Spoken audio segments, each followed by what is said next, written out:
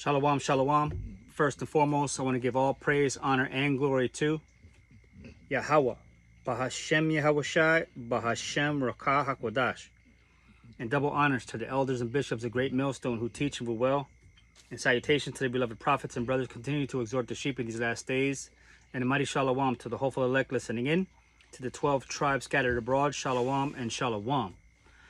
The title of this epistle is going to be entitled, "The portion of a wicked woman is given to a wicked man." The portion of a wicked woman is given to a wicked man. In these last days and in the weakened stage of this earth and in this culture and in particularly in this nation, everything is turned upside down. Everything is corrupted. Evil has become good and good has become evil. The mind of the woman is truly defiled and does not exercise wisdom and is given to folly and much chaos. She is out of order. She is running rampant, and she has been given power and authority in this current age and in this wicked rule, in this wicked kingdom, power over the man. For the Most High has said that he will do a new thing in which a woman will come past a man, be over a man. And it's because out of our fallen state, wickedness and evil is ruling the earth right now. And through the woman, we all fall. We have fallen from our state because the weaker woman is an entryway to overthrow the house of the righteous and cause disorder in the house of the righteous. And through this fallen state, we have much to deal with. So the portion of a wicked woman is given unto a wicked man. So let's go into Proverbs chapter 31. Proverbs chapter 31, starting at verse 10 to 12. It reads, "Who can find a virtuous woman? Who can find a virtuous woman?" In this age, 2026, this is the question. Who can find a virtuous woman according to the scriptures, according to righteousness, who is exercising the law, statutes, and commands and being submissive unto their husband, a godly man, a one who exercised the law, statutes, and commandments as well. This would be being equally yoked and everything done decently and in order according to how the scriptures has written life out to be, to prosper in the ways of righteousness and to have favor and blessings with the Most High Yahweh, our power. Who can find a virtuous woman? This is the question. This would be like finding a needle in a haystack. A woman who has given herself over to many and has took on different spirits of everyone she had laid with. This is not a virtuous woman. This is a woman who is given herself over as a piece of meat to the dogs. Who can find a virtuous woman? For her price is far above rubies. Her price is far above rubies. And these women who have liberty to gad abroad and to exercise power over the man, who usurp authority over the man, they teach their children and are allowing their children to take on these attributes themselves.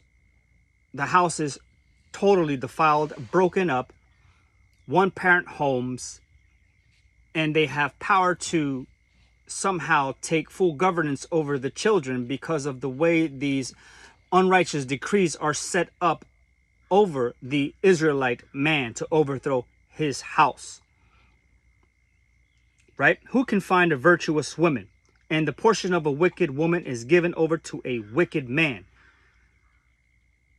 The Most High Yahweh, our power, will favor the man who is serving him and keeping his law, statutes, and commandments and doing the work.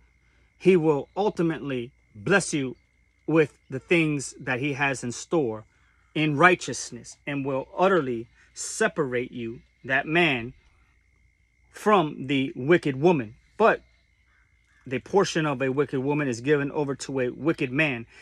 And this question is posed: who can find a virtuous woman? For her price is far above rubies. She's a needle in a haystack. The heart of her husband does safely trust in her, so that he shall have no need of spoil. And a lot of these women, they will keep you around because they can rely on you to bring in an income and give them a soft life, right? And if there's anything else that you can attribute to her comfort on a whim and be directed by her order, you are worth preserving for the time being until she finds a better replacement. This is the society we live in. We do not live in a righteous kingdom. This is a very unrighteous kingdom. And those that have the power and dominion over serving that spirit up to the woman finds no need to be reliant on a man, but she has become self-willed and empowered, and in due time will find herself overthrown because she is out of order. So the portion of a wicked woman is given over to a wicked man. Verse 12, she will do him good and not evil all the days of her life. This is what a Yahweh Shai fearing woman would be having on her mind, and preserving her household and taking orders from her husband. And if she does not have a husband in due time, when she is made ready and are worthy to be paired with a righteous husband who is serving Yahweh or Yahweh Shai, will find that in her blessings, right? So the portion of a wicked woman is given over to a wicked man, right? A righteous man, he will find himself having favor with Yahweh or Yahweh Shai. Let's go to Ecclesiasticus, also known as Sirach, chapter 36. Chapter 36.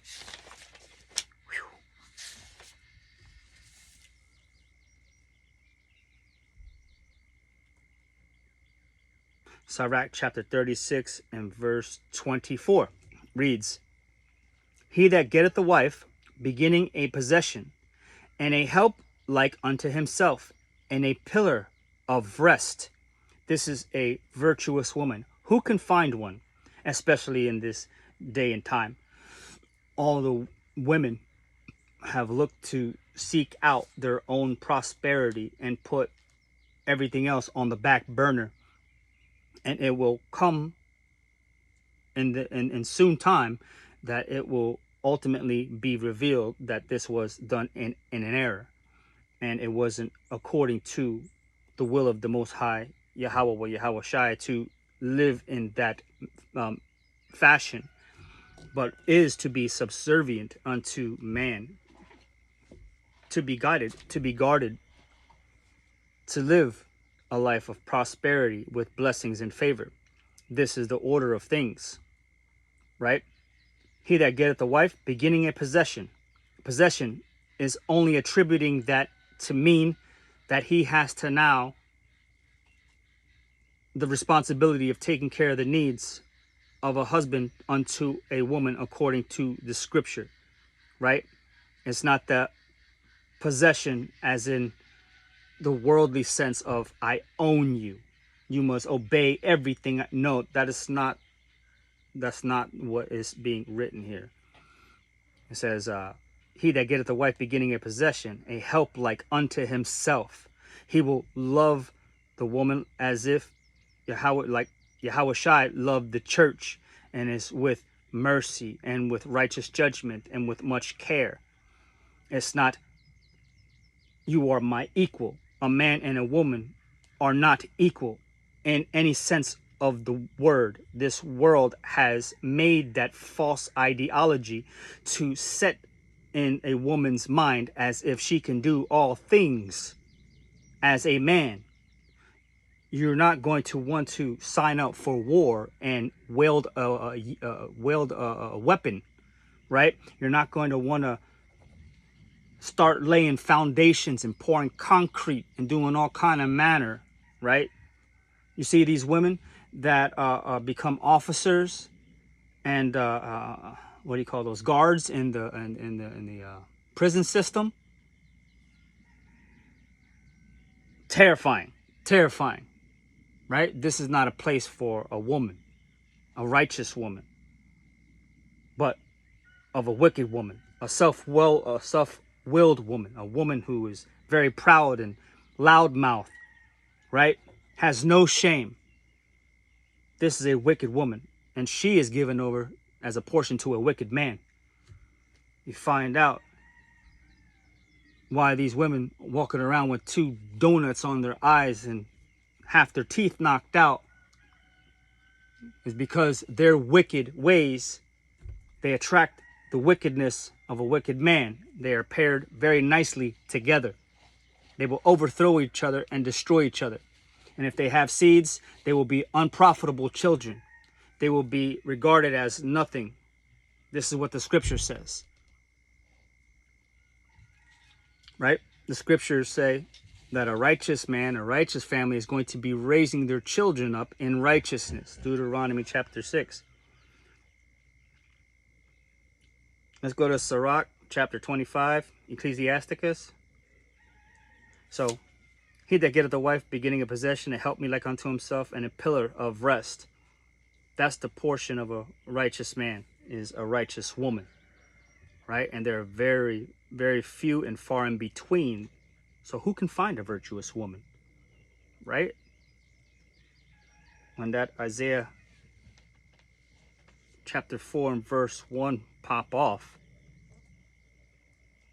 there's not going to be righteous women running out of the woodworks looking for a righteous man. I'll tell you that. You're going to find yourself in all kind of... Let's go to Sirach chapter 25.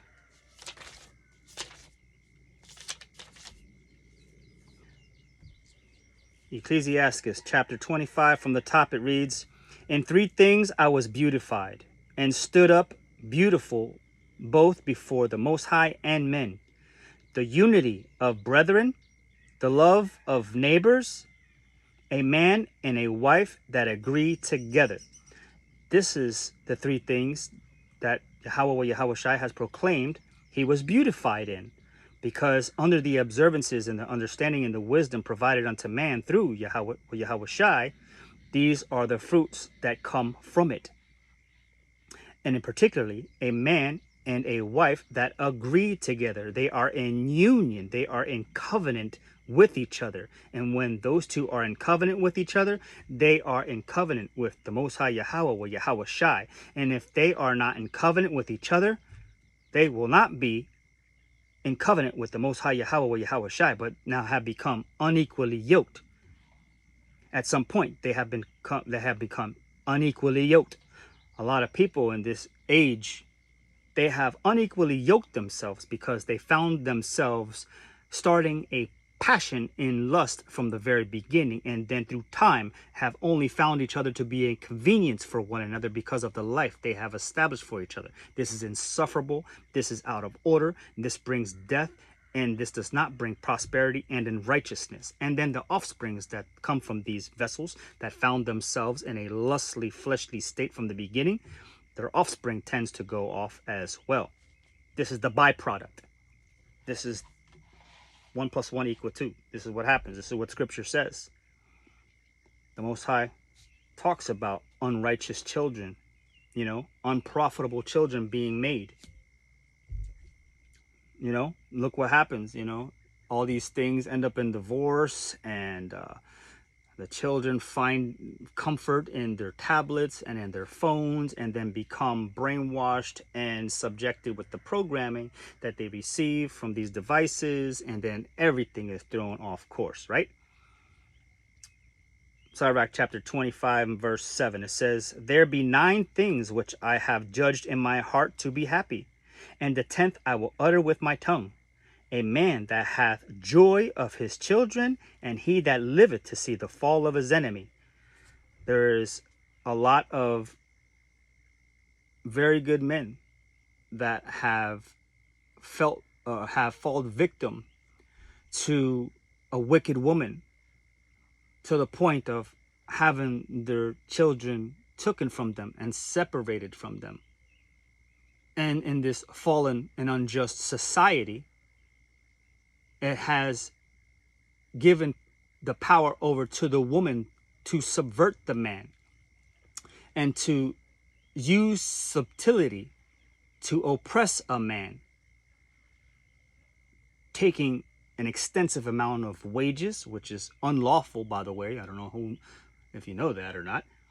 Putting a man on child support, and then the woman finds herself yoked up with another man, right, about receiving finances from another man, and then so on and so on, and then welfare and all these other things. But in due time, all these systems are going to come crumbling down underneath of this weak vessel, and there's not going to be anyone there to catch her when she falls.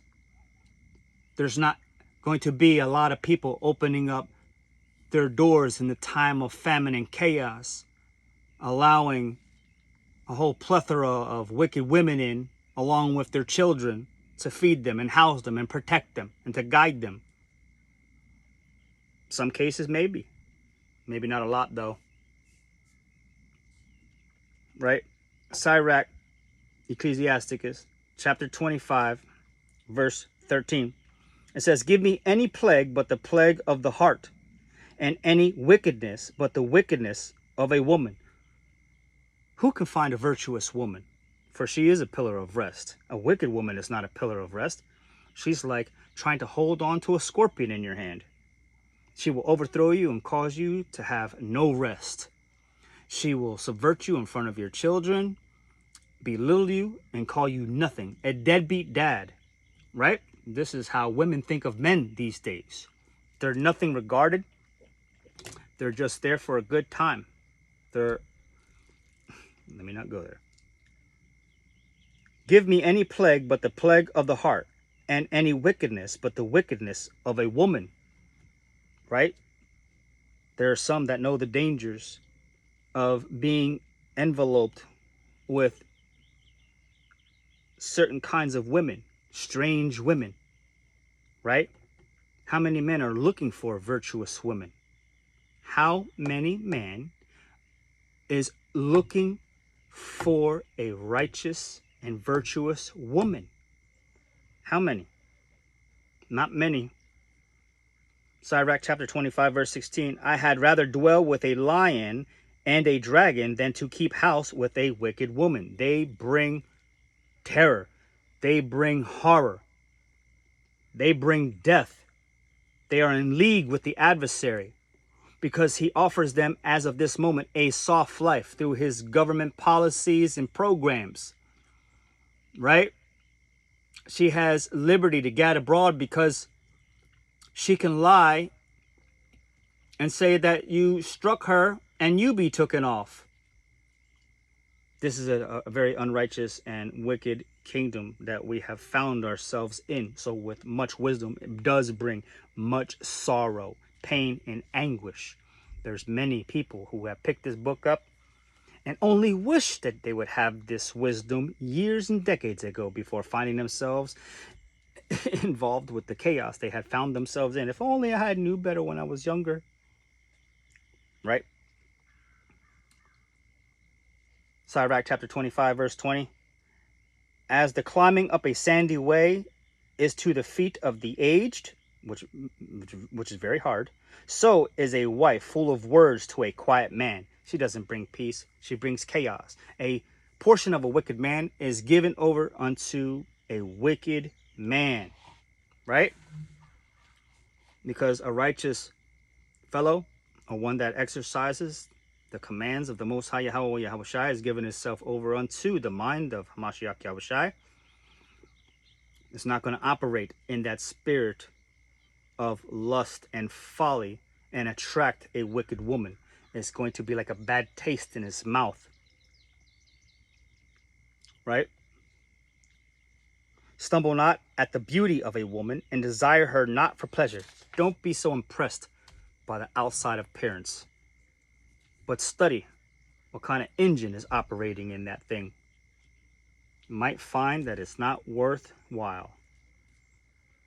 Sirach chapter 25, still verse 22. A woman, if she maintain her husband, is full of anger, impudence, and much reproach.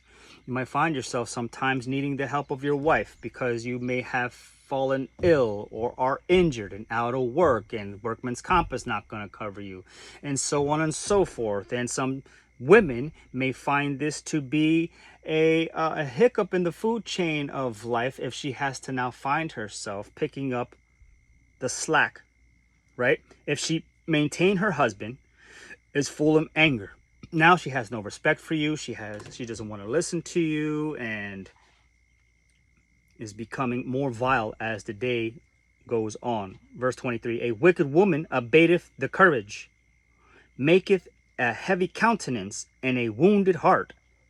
A woman that will not comfort her husband in distress maketh weak hands and feeble knees. She is not a support pillar. She is not the one who is going to lead you in the way of support and be that guiding light that we all need.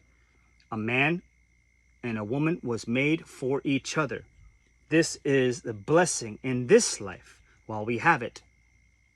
And the portion of a wicked woman is given over to a wicked man. Right? Verse 24. Of the woman came the beginning of sin, and through her we all die. The woman is the weaker vessel. And if she is not supported in keeping things holy as they ought to, and being informed of what is to happen if things are out of order, death creeps in, and everything is therefore in vain. All the efforts that two put together are now going to crumble. All their hopes and dreams, if they're not established on righteousness, will ultimately come to naught. They are unequally yoked and will not be supported by the Most High Yahweh or Yahweh Shai, but will ultimately be overthrown because death has entered in. If she go not as thou wouldest have her, jump up. 25. Give the water no passage, neither a wicked woman liberty to gad abroad. You give them too much free time to gad abroad, and they might find themselves in a situation as the weaker vessel and not having that righteousness instilled in her and the fear of the Most High Yahweh power. She might move and operate a little differently. She might move the way of this world. She might put on that spirit of this world. And we know, like Lot's wife, they will be turned into a pillar of salt. They will be nothing regarded. They will not be worth saving. Verse 26, if she go not as thou wouldest have her, cut her off from thy flesh, and give her a bill of divorce, and let her go. Right? Some women are just troublesome. This is the portion of a wicked man, a wicked woman, right? That, what was that, verse 16? Oh, in Sirach chapter 25, verse 16, I had rather dwell with a lion and a dragon than to keep house with a wicked woman. Pairs nicely with Proverbs 21 and 9. Proverbs 21 and 9. It pairs nicely. 21. Proverbs 21 and verse 9. Whew, I got the sun beaming on me. 21 and verse 9 reads, it is better to dwell in the corner of a housetop than with a brawling woman in a wide house. A lot of these women, they just scream their heads off and they just do all kind of craziness, man. There's a lot of them. I think it's like the culture. The culture has this woman acting this way. The spirit of this world has truly entrenched a woman to think herself to be higher than she ought to. She's going to be put down like a rabid dog. This is the word. The Most High is not going to spare a woman like that. She's too proud and lofty. She doesn't take well to instruction, and she doesn't like to be governed. She's her own man. Yeah. Proverbs 12 and verse 4. Proverbs 12 and verse 4 reads, a virtuous woman is a crown to her husband, but she that maketh ashamed is as rottenness in his bones. right? A virtuous woman is a crown to her husband. He takes rest in her. He's happy to see her when he gets home. He can't wait to grab her up. A wicked woman, he might sleep in his car. I seen a video like that. Dude was sleeping in his car, man, with a rice cooker next to him. Oh, well, man. Isaiah 32. That's crazy. Can you imagine just having like a bread machine in there and like Isaiah 32. Sorry, it's getting late. I'm tired. Isaiah 32. Isaiah 32 and verse 9 on down reads, Rise up, ye women that are at ease. Hear my voice, ye careless daughters. Give ear to my speech. The prophets that are standing up on their feet are also giving warning to the women of this age, right? To come out of your folly. Come out of those wicked ways. Those wayward ways that you have picked up from your enemy. They're going to overthrow you, and you're going to fall and be destroyed. Rise up, ye women that are at ease. Hear my voice, you careless daughters. Give ear unto my speech. Many days and years shall ye be troubled, you careless women. You know, this is why they see the Israelite man as a piece of poop and doesn't have any regard for the man, because he has utterly been destroyed by his enemy, and she helps push the agenda of the enemy, suppressing him and utterly destroying him. And ultimately she will be overthrown herself, because she has yoked arms with the enemy. Many days and years shall ye be troubled, you careless women, for the vintage shall fail, and the gathering shall not come. Tremble, ye women that are at ease. Be troubled, ye careless ones. Strip you and make you bare, and gird sackcloth upon you, upon your loins. Be mindful of the opportunity of repentance and take it seriously. They shall lament for the teats, for the pleasant fields, for the fruitful vines. All of your welfare and your charity checks are going to be taken away from you. You're no longer going to have the assistance of the government and given WIC and all these other things to where you can go and frolic and have babies and sleep in and out of different beds. That will come to a close. You will have a house full of baby kids and not know what to do with them. You might have to end up eating them in the times of famine, because you will not be able to find food. This is the word. This is what the Most High Yahweh, or Yahweh Shai, has declared unto the wicked, because a portion of a wicked woman is given over to a wicked man, and they will both be overthrown. Right? Go to Micah 7 and 10. Micah 7 and 10. Then she that is my enemy shall see it. We have warned, we have told these things that are to come. Then she that is my enemy shall see it, and shame shall cover her, which said unto me, Where is Yahweh your power? Mine eyes shall behold her. Now shall she be trodden down as the mire of the streets. Again, they do not perceive that judgment is on the rise. There is the reapers at the door. The death angels will come and harvest. Right? The wicked women, they're a portion to the wicked man, but not to the righteous man. Not to the righteous man. Let's go to Sirach chapter 26. It says, Blessed is the man that hath a virtuous wife, for the number of his days shall be double. Double. You will live a good life with a virtuous woman. A virtuous woman rejoiceth her husband, and she shall fulfill the years of his life in peace. Peace, I say. This is what the word says. A good wife is a good portion, which shall be given in the portion of them that fear Yahweh. Whether a man be rich or poor, if he have a good heart towards Yahweh, he shall at all times rejoice with a cheerful countenance. Blessed from above, blessed on earth, blessed all around, blessed going in and blessed going out, just blessed, blessed, blessed, and blessed be blessed. Verse 5. There be three things that mine heart feareth, and for the fourth I was sore afraid. The slander of a city, that means bringing shame to your home. You know, a bad report. The people around you say, yo, that house is crazy. All they do is fight and throw stuff and break stuff, and cops are always showing up. The gathering together of an unruly multitude and a false accusation. All these are worse than death.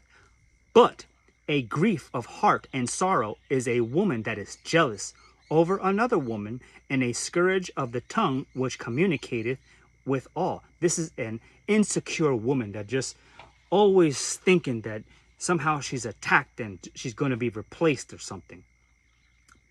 A drunken woman and a gatter abroad causeth great anger, and she will not cover her own shame. The whoredom of a woman may be known in her haughty looks and eyelids. Yes, all these women with BBLs, fat groupered lips, makeup all over the face, looking like clowns, long nails down to here, half a bottle of perfume, have to wear clothes so tight where you could see the vein vessels on the back of their legs. It is atrocious. It's like, come look at me. I'm insecure. I need to have validation from my environment everywhere I go. Everyone, please, please, please look at me. I have daddy syndromes. This is the women that are in this environment, and they're raising their little daughters to be the same way. Little girls like that, man. Where am I at? Verse 7. An evil wife is a yoke shaken to and fro. He that hath hold of her is as though he held a scorpion. Some of these men hold on to these women for whatever God reason and have become like scorpions in their hands. They just keep on going back to those torturous situations. It's like laying next side to them on a bed of nails, right? The bed is cold. They get the cold shoulder. You see these simp, attributes on these so-called men. The spirit has utterly been destroyed, changed over. A drunken woman and a gatter abroad causeth great anger, and she will not cover her own shame. They have no regard for anything. The whoredom of a woman may be known in her haughty looks and eyelids. If thy daughter be shameless, keep her in straitly, lest she abuse herself through overmuch liberty. Right. I can't tell you how to raise your daughters, but the Most High can. Watch over an impudent eye, and marvel not if she trespass against thee. She will open her mouth as a thirsty traveler when she hath found a fountain, and drink of every water near her. By every hedge will she sit down, and open her quiver against every arrow. She will not have any kind of standards. She will just like a man because he swings back and forth. Right? She has become a harlot in the street. She has no standards. She has no self-respect. And she has not been taught the ways of righteousness. This is why the Most High Yahweh Shai says, make sure you have a handle on your daughters, your young ones. He says to marry your daughters, right? And not marry your daughters like sign a marriage certificate, put a ring on them and all that garbage. No, marry them. Be a godly influence unto them, and show them the ways of austerity as a husband to be, because she will look to that as being a source of comfort in a man that she will find, because women usually try to gravitate towards men that have a familiar spirit like their father. Otherwise, they will pick up the whorish attributes of their mother and lie with men that they see their mother with. A drunken woman and a gatter abroad causeth great anger, and she will not cover her own shame. The whoredom of a woman may be known in her haughty looks. I read this already. Jump down to 11. Watch over an impudent eye, and marvel not if she trespass against thee. She will open her mouth. I read that one too. She will open her mouth as a thirsty traveler when she hath found a fountain, and drink of every water near her. By every hedge she will sit down, and open her quiver against every arrow. That means she will become a whore.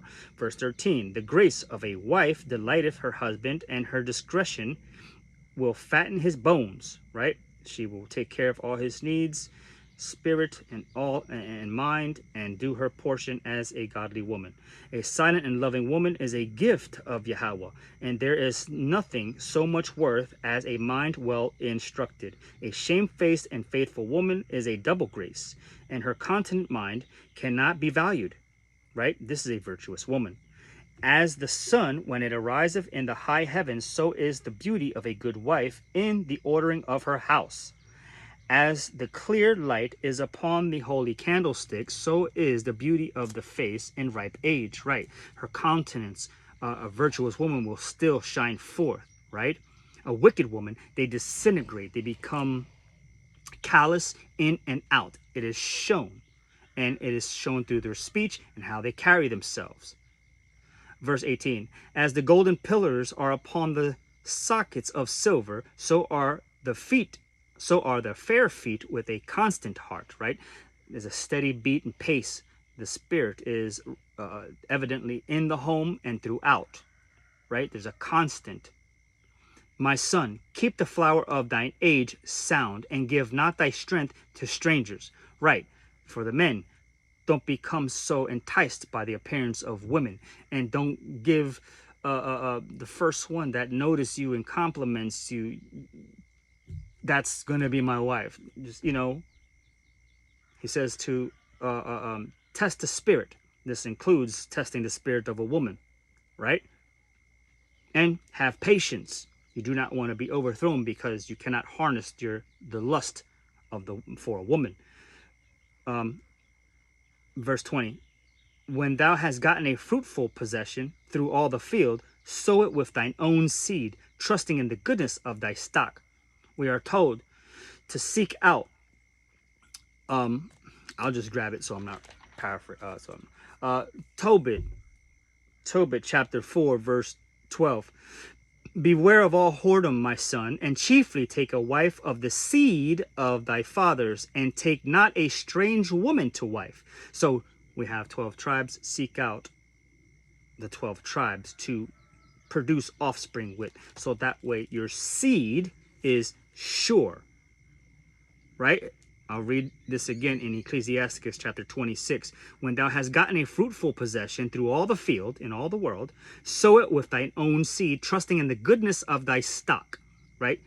So thy race, which thou leavest, shall be magnified, having the confidence of their good descent. A harlot shall be accounted as spittle, but a married woman is a tower against death to her husband. Right? She will not be given liberty to gad abroad, but takes the responsibility of raising a house and upholding a righteous marriage according to the scriptures, more of a principal thing, and not the lustly affairs of this world to overthrow that house.